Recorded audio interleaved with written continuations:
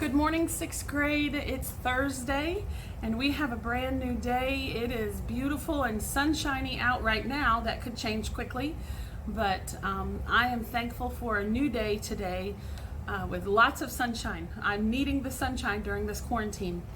But we are going to get right into our lessons today. I'm not going to do a devotion today. I've actually been working with Riley this morning on a video presentation that he has to do for his class, and he had to interview me, so I'm getting a late start to my morning.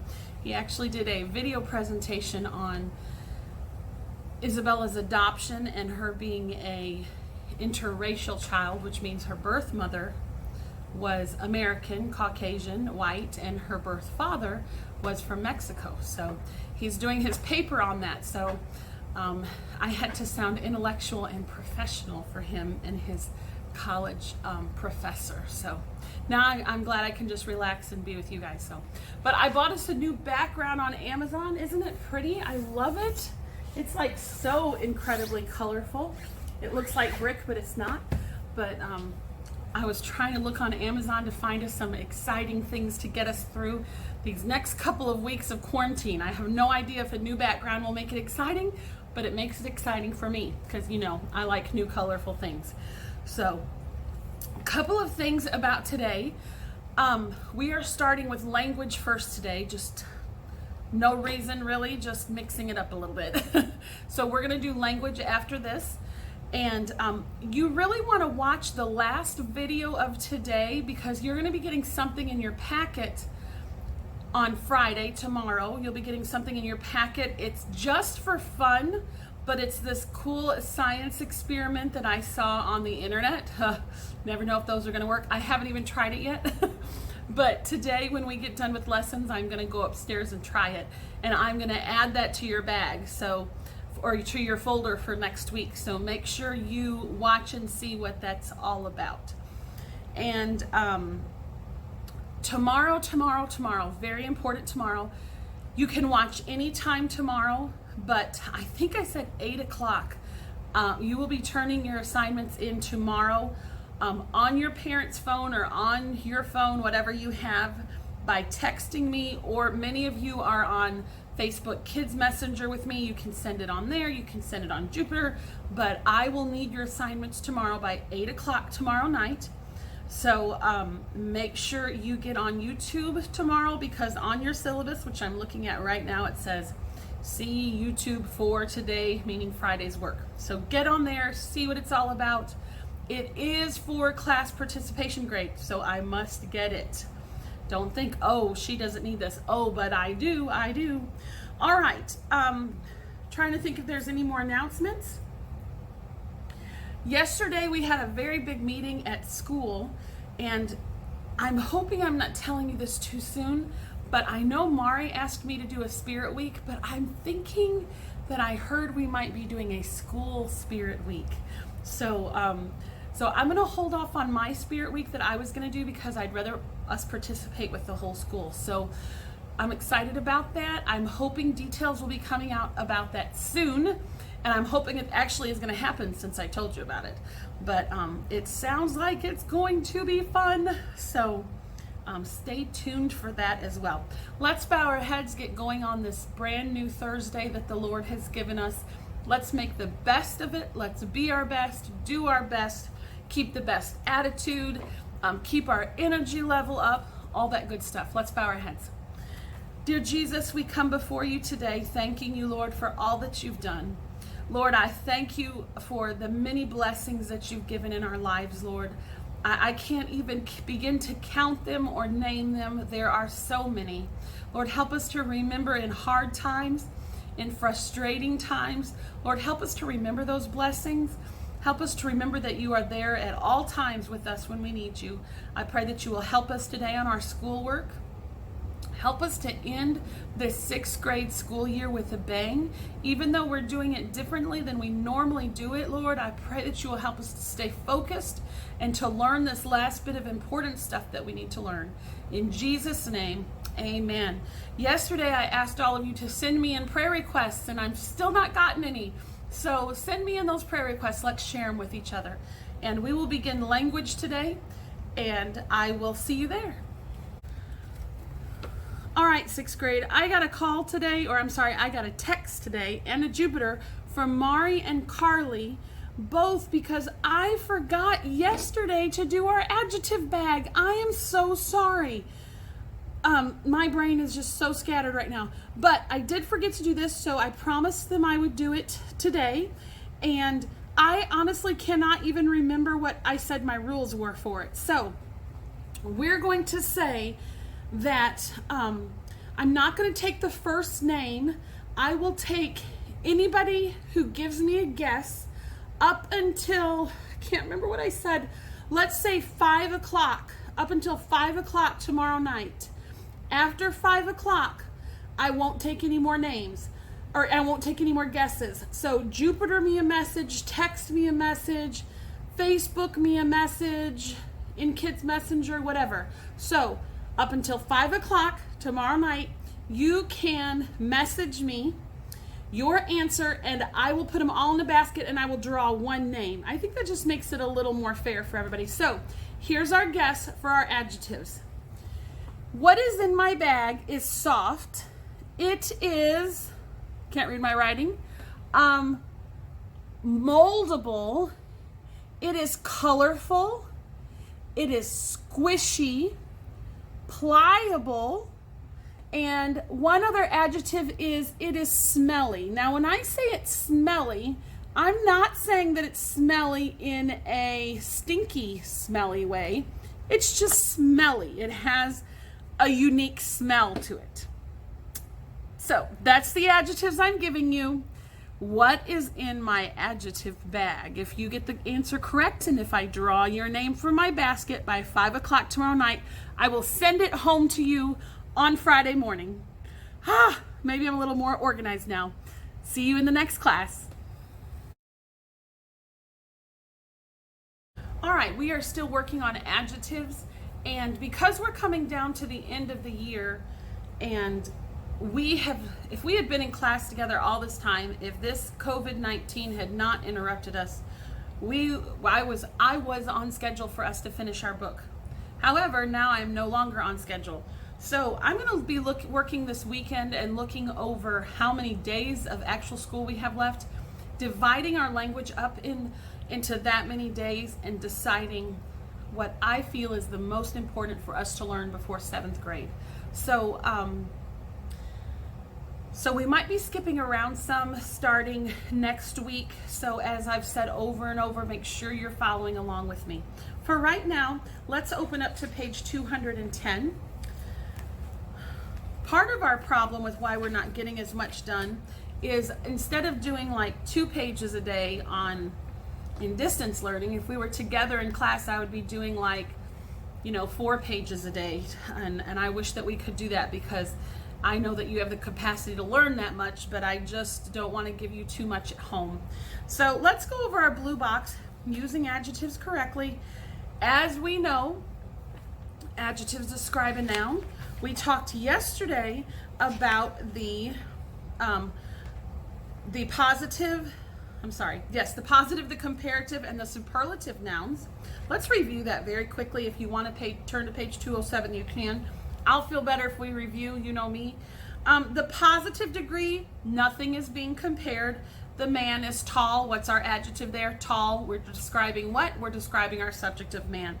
The comparative degree is used when we are comparing two, everybody say two things. So that means we're going to add the word more with our adjective, or add an ending of ER. Comparative, ER, or more. The superlative degree is when we're comparing 3 things or 1,000 things, 3 things or 8 things, 3 things or 278 things. So it's just, as we've said over and over, 3 or more. We add EST, or we add most. And remember, both of those have the S sound in there to help us remember with superlative. That S sound is prevalent in all 3 of those. The man is that man is the tallest man in the room. We're adding EST to our adjective because we know there's more than likely, or there's more, oh goodness, I'm trying to go fast and my tongue gets ahead of my brain. There's more than 3 men in the room is what I'm trying to say, 6th grade. Y'all pray for me today. The hurricane was the most frightful that we had ever seen. The other day I said evidently they've seen many, many hurricanes. So we are using the word most with an S. Superlative has an S. EST has an S. So with that superlative, you want to use those S phrases. All right. Quick review. Let's go over to using adjectives correctly. Here's what we want to avoid. We don't want to put too much comparison in our sentences.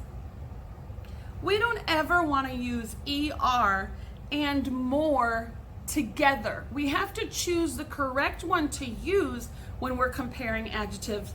We're never going to use both in one sentence. We're never going to use EST and most in one sentence. Only one form is needed. Here's incorrect. Our new house is more smaller than our old house.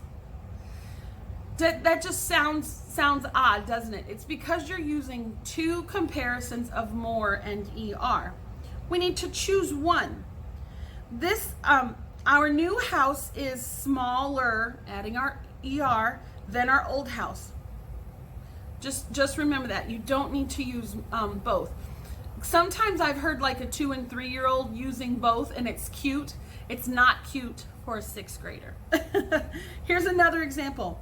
This is the biggest watermelon I could find. We don't need to use both of those comparisons in there. Choose one. This is the biggest watermelon I could find. That would be the correct choice. When comparing a person with a group of which that person is a member, use other or else with the comparative. This is new, so listen carefully and let your eyes be on your blue box. Incorrect. Ella, you're in our book.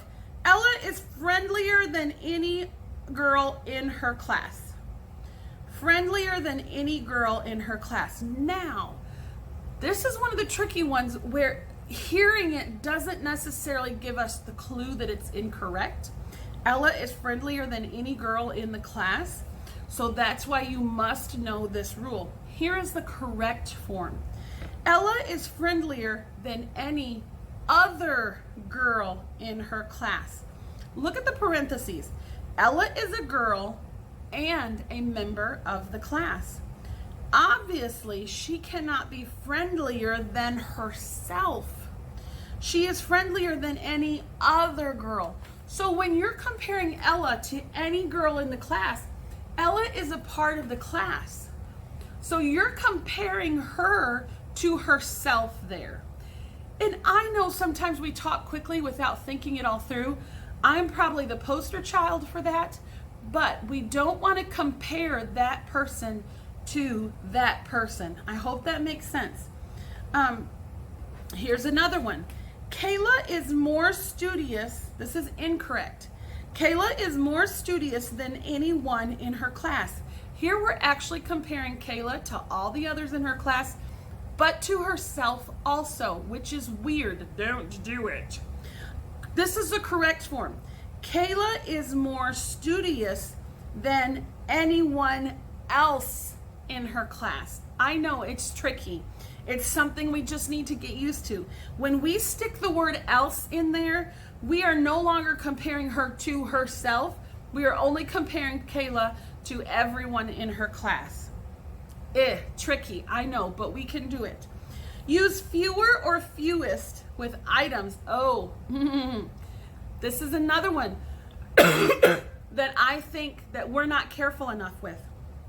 I want to start again on this bottom bold. I hope your eyes are following along with me. Use fewer or fewest with items that can be counted. Use less or least with a quantity of a substance. Big words there. Let me break it down for you. Them is never used as an adjective. Use those instead. Let's look at these incorrect ones. Incorrect.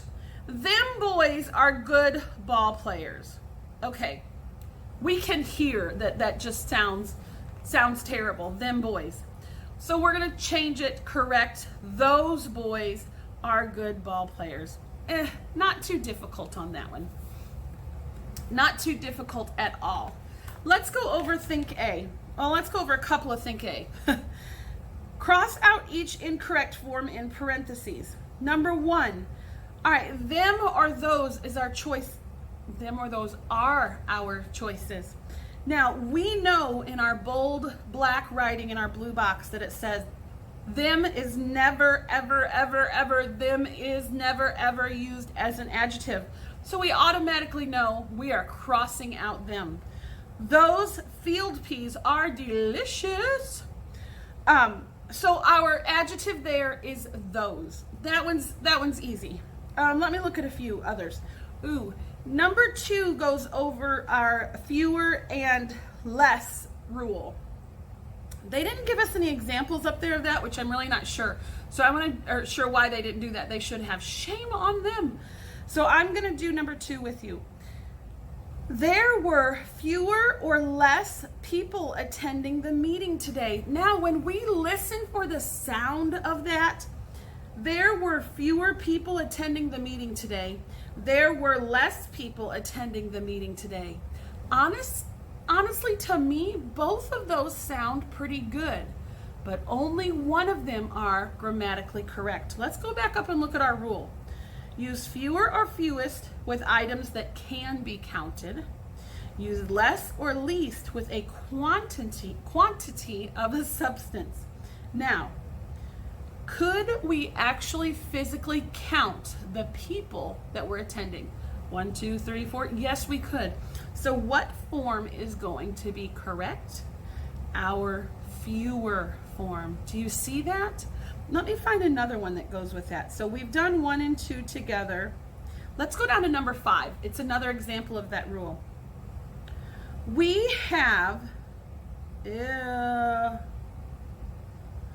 don't like this example.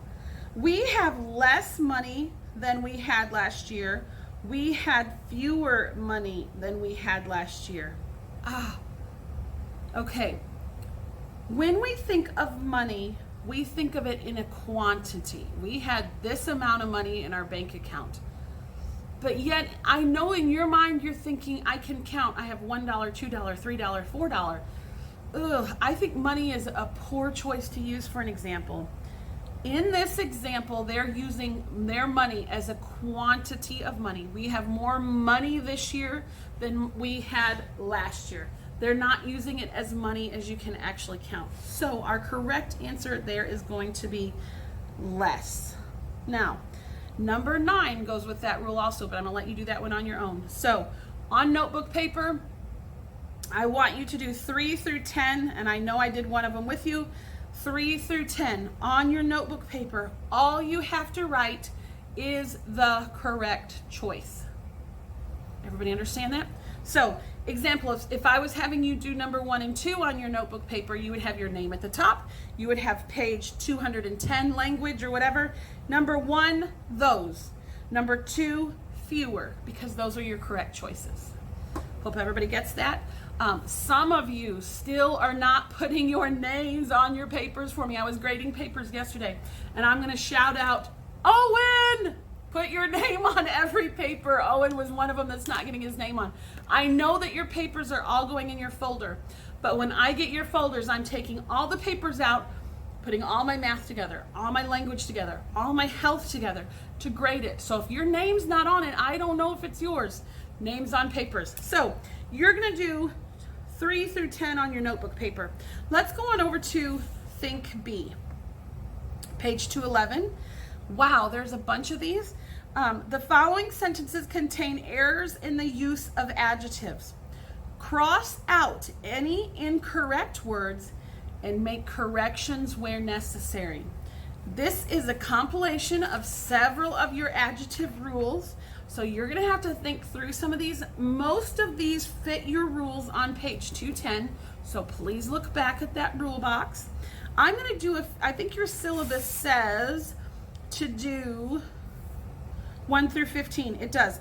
I'm going to do a couple on the other column with you. 16. Let's start there at 16 now. I hope you're all listening, because I want you to do 1 through 15 in your book. And yes, you must do it. Be honest and do it. I'm going to go over with the correct answers on Monday. So I'm really not taking a grade on this, but I do want you to do it because we need to get this under our belts before 7th grade. And so I just want to see how many you get correct on 1 through 15. Let's go to 16. I want to do some with you.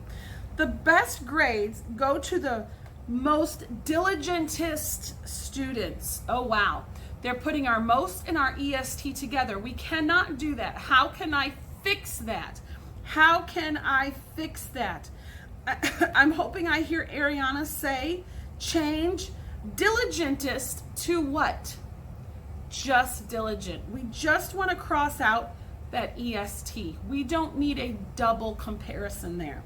17. All them oranges are moldy. That sounds like a boy from the hills. All them oranges are moldy. What do we want to do to fix that? We want to change them to, Hope Lucas is saying, those. We want to change them to those. Number 18. There are less ingredients in these cookies than in those. Okay. Here's where you need to know your rules. That doesn't sound too bad, actually. However, could we count our ingredients? Yes, you could count your ingredients in a recipe. So we need to change less to what, Ella? To fewer. I hope you're saying fewer.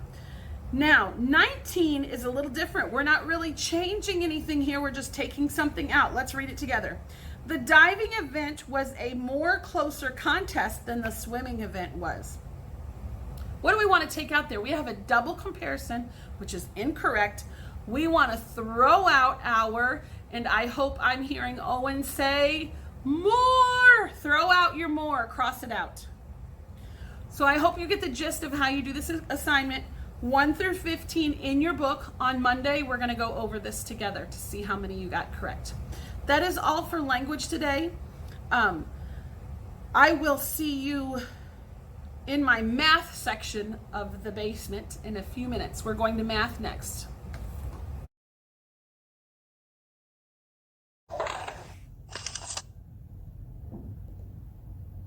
Pie. What kind of pie is it? Oh, blackberry's my favorite. Aren't you supposed to put the filling in the pie before you bake it? Dear Tim and Moby, how can I remember the order of operations? From Anthony. Well, as Moby can tell you, doing math is a lot like baking. You can't just do the operations in any old order. Let's take a look at a string of operations. The items inside parentheses come first in the order of operations. You do the stuff inside the parentheses before anything else. Next come the exponents. 3 squared is 9. Multiplication and division are next. You work those from left to right. And addition and subtraction come in last from left to right. And we're done. Well, if we ignore the order of operations, there's no telling what we'd end up with. The order of operations ensures that everybody ends up with the same correct answer. Hey, good question. When you come across multiple operations inside parentheses, you do those in the correct order too.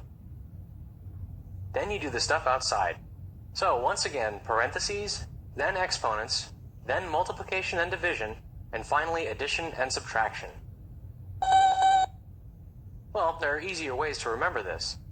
Like saying, please excuse my dear Aunt Sally.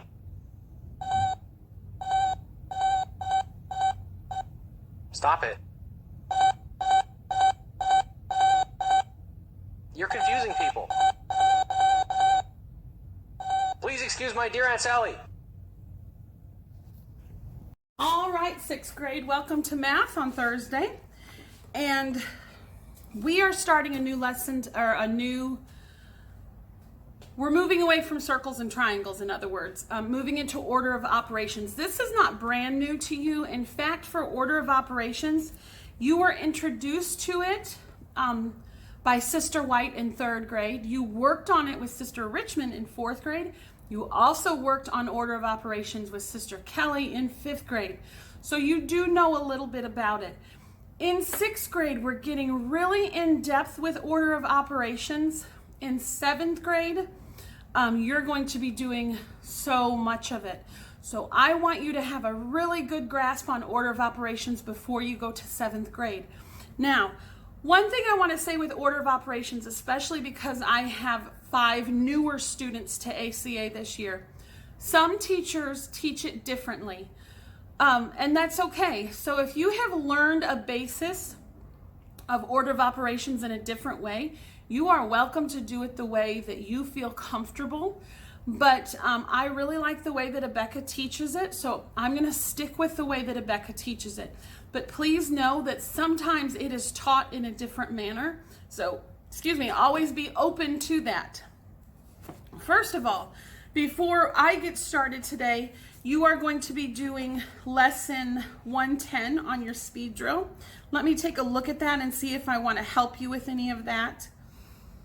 Oh, goodness, absolutely not. Lesson 110 is all multiplication. You're pros at that. Go ahead and get that done. You're done with your speed drill for the week, so you can put it in your folder for math. Make sure your name, or put it in your folder for me for pickup tomorrow. Make sure your name is on your speed drill, please. I don't think I photocopied the back of it. I think I put a name place on the top this week, so make sure your name is on that. There should be no excuse with that name on the front right there. Ooh, yikes, making my camera shake. So I recorded a brain pop for you. I recorded that myself off of the phone, and then I'm going to have Brother Preston put it into the movie, or put it into the YouTube, so it might be a little shaky because I'm actually sitting there holding my phone.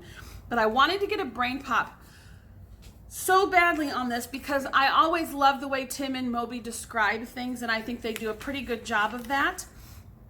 So I might start putting brain pops in that manner, even though it's kind of silly looking and kind of shaky with me holding the camera. But hey, at this point, we are doing whatever works, right? Right. One thing that I really like about Tim and Moby is that they discuss Pemdas. They don't call it Pemdas. They call it please... Something about please make my dear Aunt Sally. I can't even remember now. But I call it Pemdas. So I'm going to first of all write it up here. Pemdas and order of operations. See how far down I can go. Go hand in hand. And you will hear me, as your 6th grade teacher, use Pemdas constantly. And it's a funny sounding word, but it works. It works to trigger the operations in our mind. All right. First of all, let's go up to our yellow box on page 245. Do I want to do that? No, I want to give you an example first. And using my Pemdas. Let's do it that route. If you want to be looking on the yellow box to help you out, you can. Here's my example. I'm going to give you a couple examples today. I'm probably going to take a while on teaching math, but it's just one of those lessons that I really, really, really want you to get a grasp on. Okay, here is my problem. I need to find the answer. Now, if I just went across like this, and I said, if I went from left to right, let's say it that way, I would say 6 times 3 is 18. 18 plus 4 is 22. So if I did it that way, that's what I would say my answer is. But me as your teacher would come along and say, nope, no, wrong, that is incorrect. With order of operations, you cannot go left to right because you have an order to follow. So here's the way I'm going to solve this. The word Pemdas stands for parentheses. Do I have parentheses in these problems? I hope I spelled parentheses correctly. No, I spelled parentheses. Parentheses. Sorry. Do I have parentheses in this problem? Yes, I do. It's these half curves, half circles, whatever's right there. So P comes first, 4 parentheses. I'm going to solve my parentheses first, but I'm going to rewrite my problem as I solve it. 3 plus 4 is 7. Did I solve those? Yes, I did. Now I'm going to write the rest of my problem. I'm just going to bring the rest of my problem down. 6 times 7 is what? 42. Is that totally different than when I went left to right of 22? Yes, it is. 42 is the correct answer because I have to go in my order of operations. My order is solve parentheses first, and then we did, I didn't really go this clearly, but if we would have had exponents, we would have done exponents next. Did I have exponents in this problem? No. So I just ignore that step.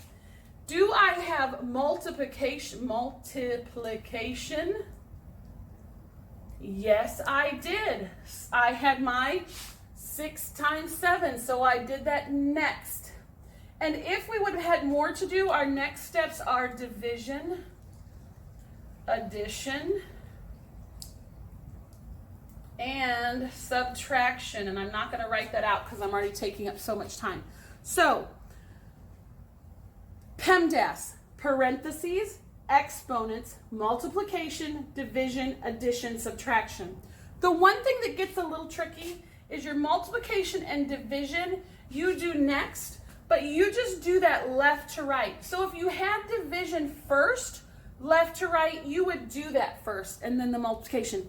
You'll see that as we go along. I have lost my cloth for erasing. Yikes.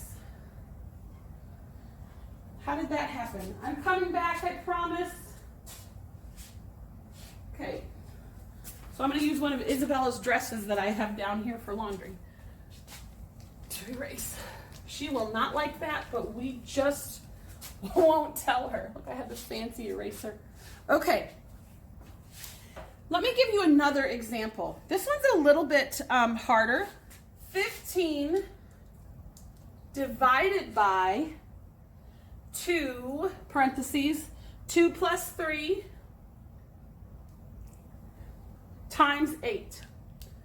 All right, you can do this, 6th grade. You can do this. Just take it step by step. If you have to write Pemdas out on your paper, do that to help yourself. If you need to write it in your book because Abeka doesn't show that part of it, write it in your book. I don't care because this is going to be your biggest tool. Parentheses first. Do I have parentheses? Oh, yes, I do. But I'm going to write the rest of my problem. Solve my parentheses, which are what? 2 plus 3 equals 5 times 8. See how I'm just bringing that down? Do I have any exponents in this problem?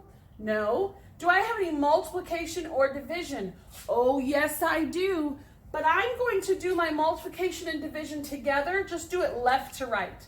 So 15 divided by 5 is 3. Bring down the rest of my problem. Times 8. 3 times 8 is 24. 24 is my answer. I know it's different and you haven't worked this since 5th grade, but I'm going to tell you again, you can do this. It's not overwhelming. Just follow your steps. I'm going to do one more example before we get to the book. Thank you for those that are following along with me. It shows me that, yes, you want to be ready for 7th grade. Last problem before we go to our book. 54 divided by 3 squared. All right, I'm going to go straight down my Pemdas. Do I have parentheses? No, so I just skip that step. Do I have exponents? Oh, yes, I do, right there. So I'm going to rewrite the rest of my problem until I get to my exponents. 3 squared is what? Huge hint here, it is not 6. 3 squared is 3 times 3, which is 9. Now, do I have multiplication or division? Yes, I do, and I'm ready to do it. 54 divided by 9 is 6. And my answer to that problem is 6. How's everybody feeling? Good, I hope. I'm really wanting you to get this today. All right, let's go to our book now. And in my opinion, the more you rewrite the problem, like I've been writing it step after step, the more you're going to come up with the correct answer. Order of operations, yellow box, page 245. Order to simplify problems. Number 1, simplify with parentheses first. Simplify with powers. Now, powers and exponents mean the exact same thing. It's like saying, oh goodness, what could I use? It's like saying Daniel and Terrell. They're the same thing, Daniel and Terrell. Exponents, powers. We call them exponents in our Pemdas. Number 3, multiply and divide, kind of one step from left to right. Once you get those 2 steps done, you add or subtract left to right. Very important. Here, oh goodness, I do not like the examples that they're giving you up in your book. They're throwing in your formulas with this. I don't want to throw in formulas. We're going to skip those examples that are underneath. Let's go to the example to the right where it says, example in blue. And wow, they give you a huge problem. Ugh, why can't they give you simple first? Here's our problem. 6 plus parentheses 3 minus 2 times 2 to the second power minus 5 plus, is that plus 5? Divided by 5. All right, let's just go through this example real quick. What are we going to do first? We have this huge problem in front of us. What are we going to do first? We know we're going to do parentheses. Do we have parentheses? Yes, we do, but we bring down the rest of our problem. 6 plus 3 minus 2 is 1. See how they have that 2 there? Then they continue to rewrite their problem. Times 2 squared minus 5 divided by 5. All right, what are we going to do next? We're going to do exponents next, but we bring down the rest of our problem. 6 plus 1 times, where's our exponent? 2 squared. What is 2 squared? It is 4. Write out the rest of our problem. Minus 5 divided by 5. What do we do next? Multiplication and division left to right. Do we have any of that? Oh, yes, we do. 6 plus 1 times 4. What's 1 times 4? It is 4. So now we have 6 plus 4. Keep writing the rest of your problem. Minus 5 divided by 5. We have more division that we're going to do next, and I don't like this problem. I wish they hadn't given it to you. 6 plus 4 minus what? We have division here. 5 divided by 5 is 1. Rewrite our problem. 10 minus 1 is 9. Long problem, but that's following every single one of our rules right there. That's probably why they gave you that problem. Let's go down to number 1. Let's see, what did I put on your syllabus? A, B, C, and D. Number 2, A, B, C, and D. Page 246. Number 5, A, B, D, and F. Okay. Oh boy. Here's what we're gonna do. I want you to do this on notebook paper with me. Name at the top, math, page 245 and 246. Can you do that for me? Even though I'm doing A, B, C, and D on the board with you, I want it on your paper, just like I'm doing it on the board, so you can get in the habit of doing it this way. Does that make sense? I want it on your paper so you can get in the habit. I will grade it even though I've done it with you. Hope everybody gets that. All right, so let's start out. Oh, I've already erased. So number 1 says 5 times 7, 5 times parentheses 7 plus 2. 5 times 7 parentheses, that's so not right. 5 times parentheses 7 plus 2. I'm going to go quickly through these so you can go back if you need to. I'm going to go through my list. Parentheses first. Do I have parentheses? Oh, yes, I do, but I'm going to rewrite the rest of my problem. 7 plus 2 is 9. Now I don't have exponents, but I do have multiplication. 5 times 9 is 45.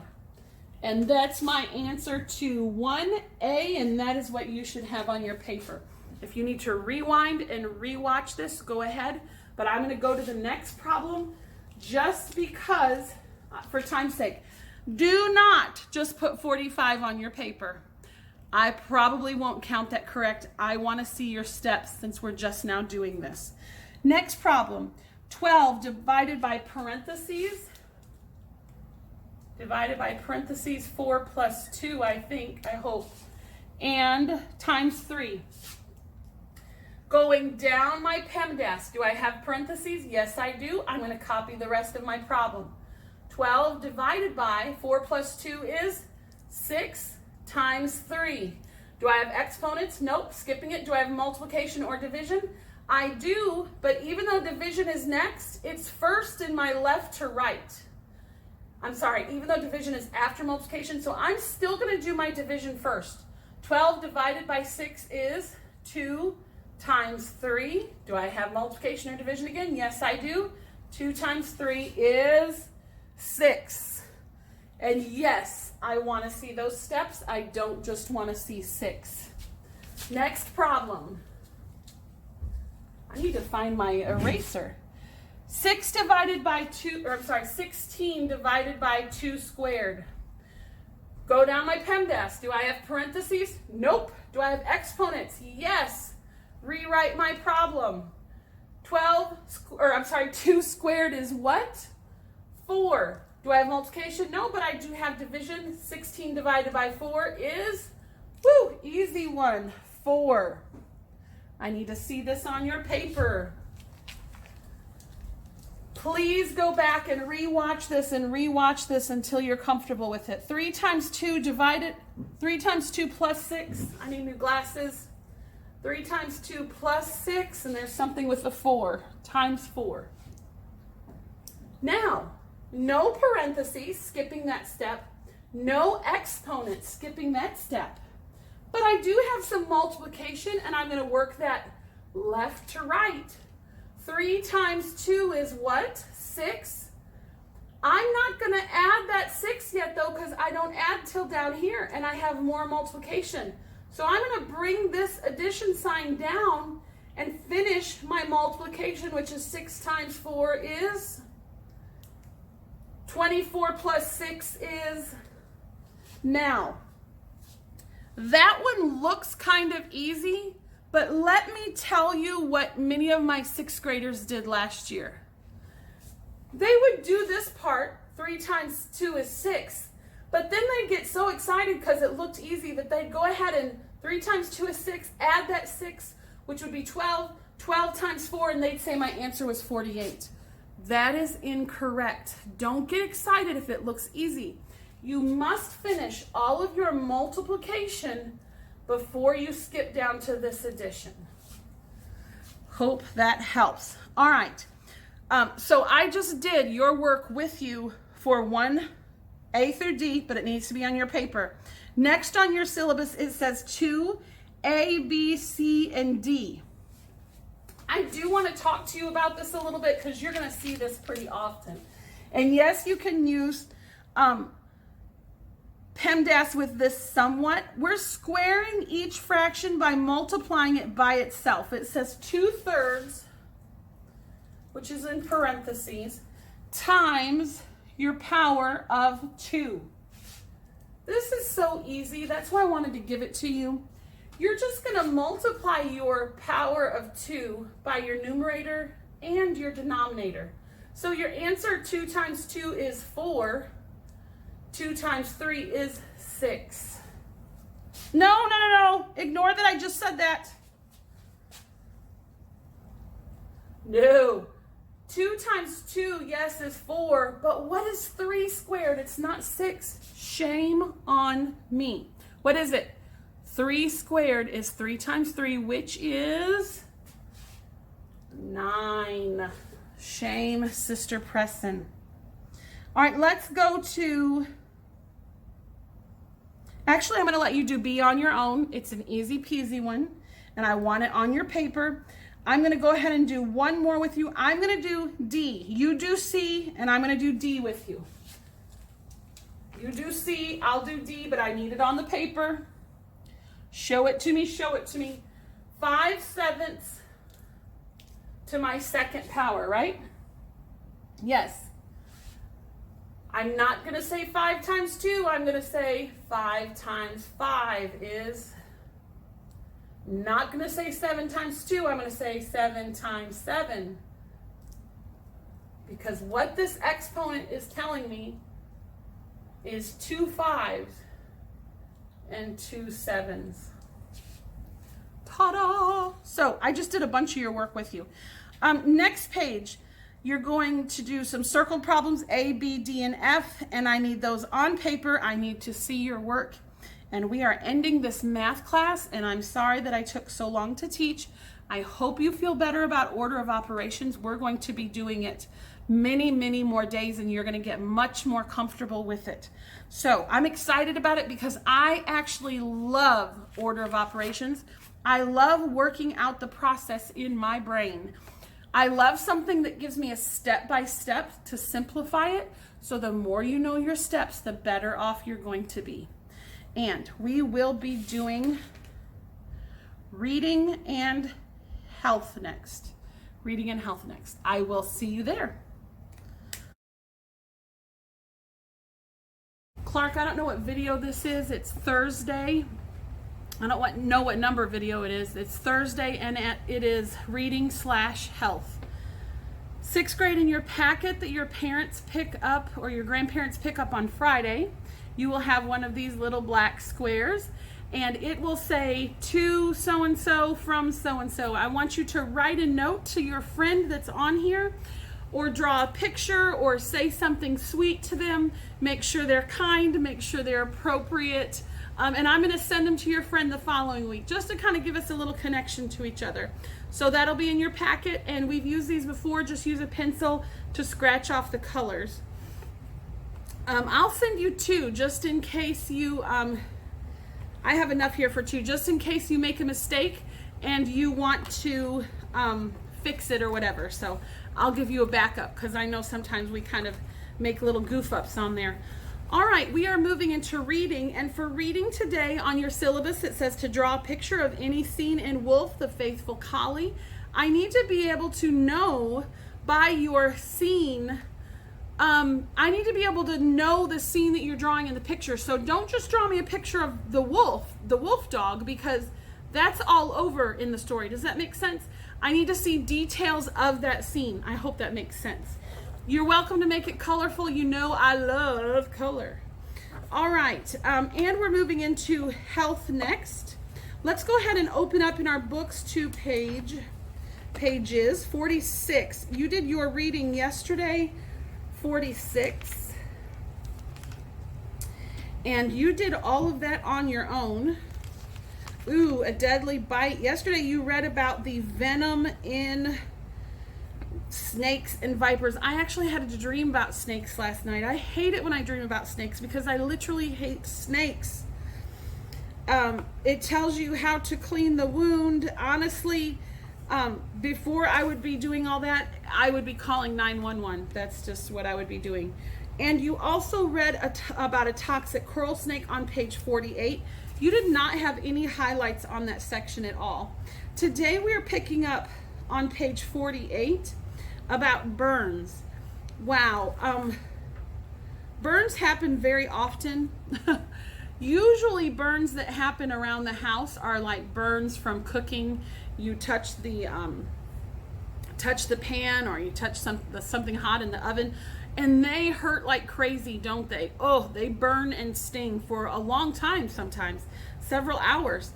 Also, we, especially ladies who do a lot of ironing, a lot of times we get burns from irons. Let's see, what else are burns that I've seen around my 6th graders before? Curling iron burns. Oh, I've seen a bunch of those on my 6th grade girls. Last year, Paris had a 4-wheeler or something. I can't remember exactly what it was, but she burned her leg on the, I don't know, on the engine or something that's hot down on the four-wheeler. She had a terrible, I mean, it was like a burn, like a long burn. Made a huge blister. Ranger Owen has done the same thing before. Very bad burn on his leg from a motorcycle or a four-wheeler. So be careful with that stuff. Also, they get infected easily, so make sure an adult is keeping an eye on that. All right, I'm going to stop preaching about burns and let's read about them. A burning pain, I'm at the bottom of page 48. Burns, a leading cause of accidental death, can produce extreme pain and may require months of care, depending on how serious the burns are. Not all burns are alike because they can be acquired by various means. If you were burned by flames, hot gases, or hot object, you would have a thermal burn. An electrical burn, which is different, results from electrical charge passing through your body tissue and bone. That would happen if you plugged in something to a socket and there was a problem. That's when it would pass through your flesh and bone. A chemical burn occurs if a corrosive chemical makes contact with the skin or eyes. For example, the only thing I can think off the top of my head quickly would be like with a swimming pool, if you're putting chlorine in and it burns your skin. I'm getting a text, I'm gonna look at it. Okay, all right. A chemical burn occurs if corrosive chemical makes contact with the skin or eyes. Knowing the kind of burn a person has received helps a doctor to determine how extensive its damage is and what kind of treatment is best. Burns of different degrees. When Natalie, you are helping your grandmother. How sweet of you. You are in our health book today.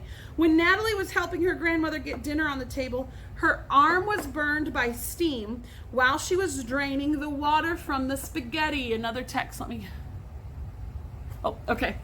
Just want to check that you get a really up close and personal look when I check my texts. All right, back to health. Hearing Natalie's cry of pain, Natalie, I'm so sorry. Her grandmother quickly turned on the cold water and held the burned area under the running water. After a few minutes, the pain was almost gone, and the only sign of the burn was a small red area on Natalie's arm. Because Natalie's burn affected only the epidermis, it would be classified as a first-degree burn. This is our different degrees of burns. Natalie's, poor Natalie, we love you, Natalie, we're sorry you got burned, was just kind of the top of your skin. That's called a first-degree burn. Your epidermis is, of course, the top layer of your skin. First-degree burns characterized by redness, mild pain, and swelling heal quickly, but honestly, they seem to sting for a while. To treat a first-degree burn, important, immediately submerge the affected area in cold water. Hold it under the cold running water or place cold wet cloths on it for a few minutes until the pain lessens. Blot, this is how you blot something. You don't rub it, you blot. Everybody practice blotting. Blot the burned area dry and cover it loosely with a dry bandage for protection. A lot of people want to, I've heard like old wives' tales of smearing butter on a burn. Let me tell you what butter does. Butter is kind of like a sealer, the oil in it. So you're putting that butter on that grease on your skin and you're sealing in the heat. Well, guess that's what that's going to do. It's going to keep it hurting.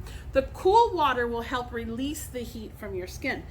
I'm trying to talk fast. A second-degree burn burns through the epidermis into the dermis, which is the second layer of your skin.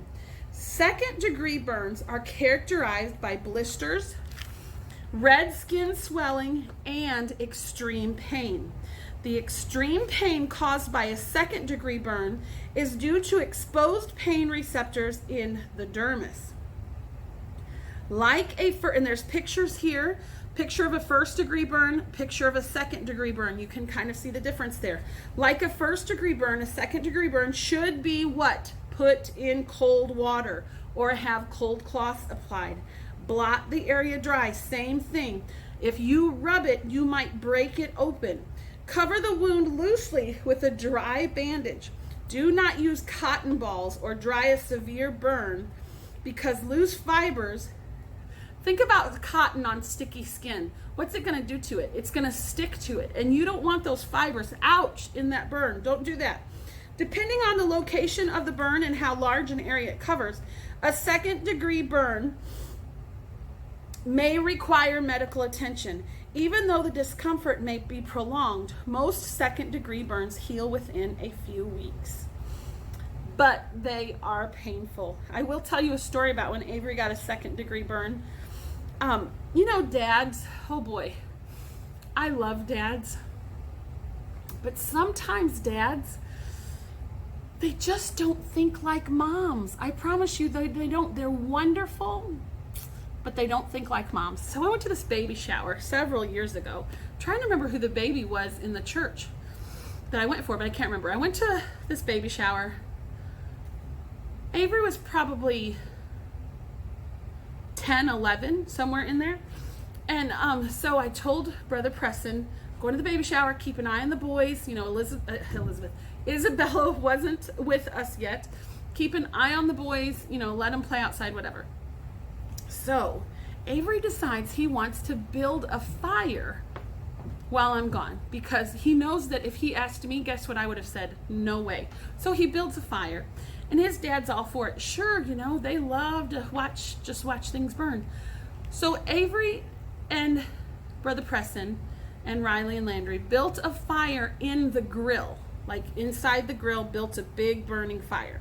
Well, Brother Preston goes in the house for something while Avery's tending to the fire. And Avery decides at 10 or 11 to throw a Coke can in the fire. Well, then he decided maybe it wasn't a good idea to have that Coke can in the fire. So his 10 or 11-year-old brain reaches in the fire and pulls out the Coke can.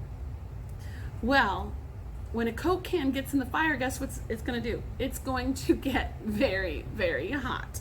So Avery had second-degree burns all over the palms of his hands and fingers.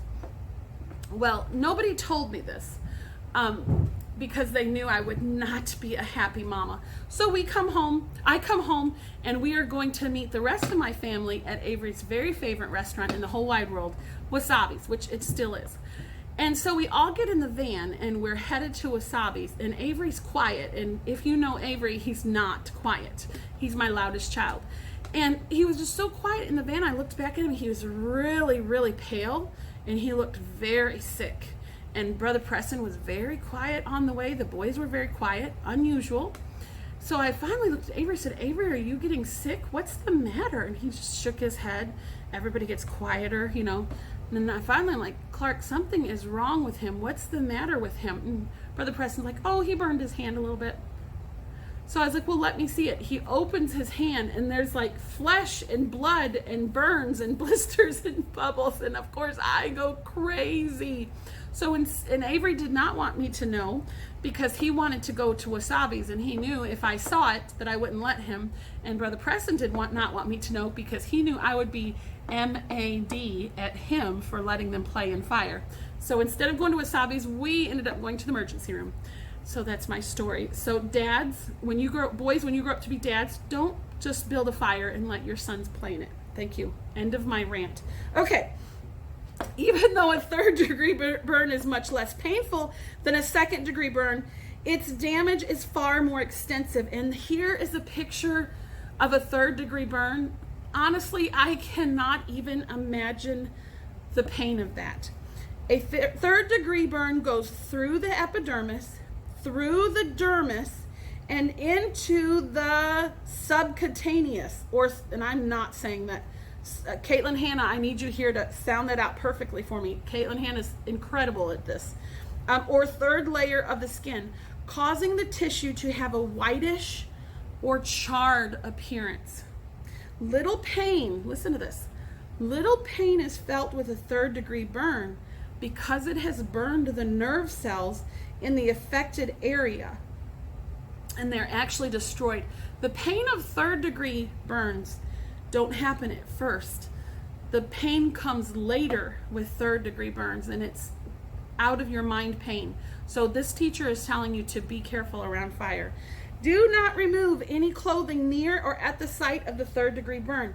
Usually when you have clothing and you get that sort of a burn, the clothing actually melts into the skin. So if you rip that clothing up, you're going to be ripping more of the flesh and the skin. Ugh, gross, I know, but we have to get through this. Do not remove any clothing. I said that already. You should not apply cold water or any medication to this extensive burn. Instead, just place clean, moist cloths, such as strips of a clean sheet over the damaged area. If the burns are on the arms or legs, keep these limbs elevated where? Above the level of the heart. We've talked about that several times. If the victim has burns on his face, check frequently to make sure he is not having trouble breathing. Make sure an open airway. We talked about that, tilting the chin. It helps to open all of this up. Tilting the chin with your hand and with your palm. Make sure an open airway is maintained at all times. Anyone having a third-degree burn requires emergency medical treatment. Again, I say call 911. Safety tips. Never put I talked about this earlier. Never put butter, I didn't even know this was in here. Never put butter or greasy ointments on a burn because they seal heat into the wound. Doesn't let the heat escape. A third-degree burn the size of your fingernail. Listen to this. This is amazing. I do remember this from last year. A third-degree burn the size of your fingernail can destroy 8 yards. Remember a yardstick? 36 inches of nerve cells, 6 feet of blood cells, and 300 sweat glands. Unbelievable. Chemical cautions. Let me check my sheet here. Do I keep reading? I keep reading. I'm going to keep reading with you today. Chemical cautions. Chemical burns need special first aid care. If a victim's skin makes contact with a harmful substance, remove the clothing. A chemical burn sometimes, I don't know if they say this or not, is going to look more like a severe sunburn, but it's much worse than that. Remove the clothing on or near the area and rinse the area thoroughly with low pressure water for at least 15 to 30 minutes. Apply a clean dressing to the area to treat a chemical burn in the eye. Immediately rinse the face, eyelids, and eye for 15 minutes with low pressure running water. Make sure you are directing the water away from the affected eye.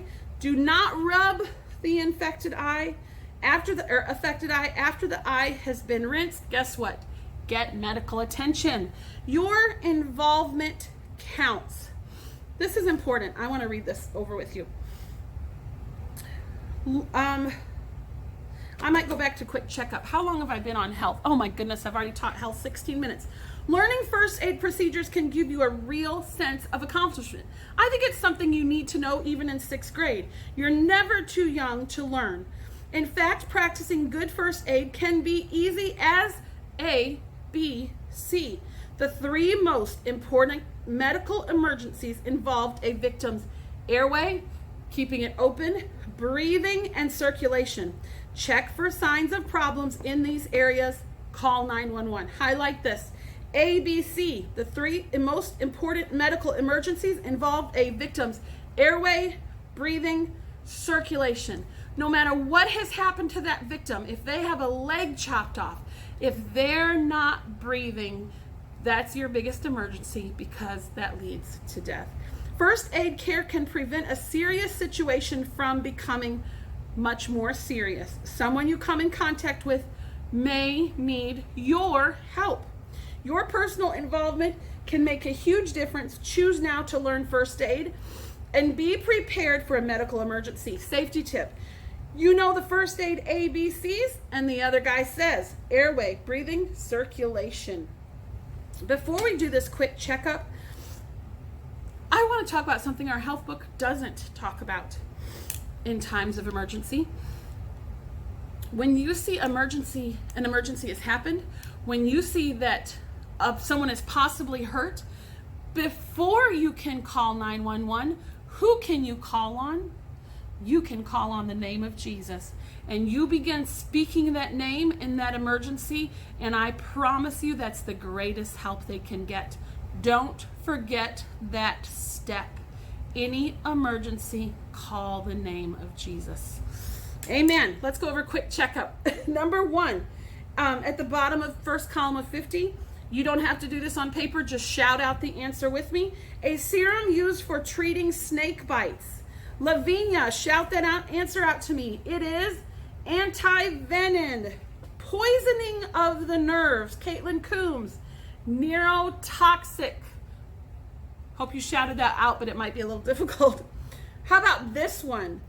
The second layer of skin, Callaway, is what? The dermis. Hunter Lindsay, number 4, a burn caused by a corrosive substance. Corrosive means a what kind of burn, Hunter? Chemical burn. Jacob, my last one. A burn which reaches through all the skin layers is what? 3rd degree burn. Excellent health class today. Call on the name of the Lord. Call 911. Don't forget your ABCs, airway, breathing, circulation. You have a worksheet to do in health today. You have a front and a back to do. Some of you returned your work last week only doing the front. Earlier in the week, I said the back was optional on your health worksheet for Monday. Today's worksheet, do front and back. I will see you in history.